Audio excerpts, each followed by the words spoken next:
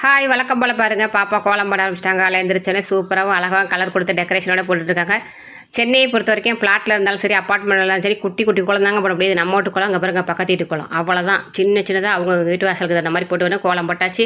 சுபா வந்து அப்படியே கோலத்தை வீடியோ ஷூட் பண்ணிவிட்டு அப்படியே பால் பாக்கெட்டை கழுவிட்டு எடுத்துகிட்டு வந்துட்டாங்க. ஒரு பாக்கெட்டை ஃப்ரிட்ஜில் போட்டு ஒரு பாக்கெட்டை கட் பண்ணி ஊற்றுறதுக்கு முன்னாடி வழக்கம் போல் கேஸ் ஆன் பண்ணி பாத்திரத்தை வச்சு கொஞ்சமாக தண்ணி ஊற்றிட்டு பாலை ஊற்றினோம்னா அந்த அடி பிடிக்காதுன்னு சொல்லியிருக்கேன். அதுக்காக ஃபஸ்ட்டு தண்ணி ஊற்றி தான் பால் ஊற்றணும். டேரெக்டாக பால் ஊற்றினோம்னா அடியில் வந்து அப்படியே உறைஞ்சிருக்கும், விளக்கையில் சிரமமாக இருக்கும்.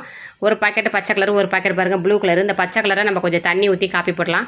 ப்ளூ கலர் ஆல்ரெடி தண்ணியாகவே தான் இருக்கும், அதனால் தண்ணி ஊற்றக்கூடாது.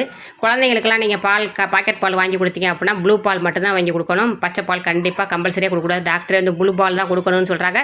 தண்ணி ஊற்றாமல் காய்ச்சி அதை கொடுக்கலாம் பசங்களுக்கு, அது மாதிரி கொடுங்க.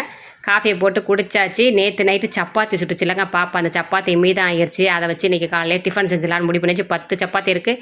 சின்ன பாப்பா எல்லாத்தையும் கட் பண்ணி சப்பாத்தி சில்லி அப்படின்னு செய்கிறேன்னு சொல்லி செஞ்சுட்டாங்க. இன்றைக்கி காலையில் டிஃபனாக தான். ஓகே பாய், அடுத்த வீடியோவில் பார்க்கலாம்.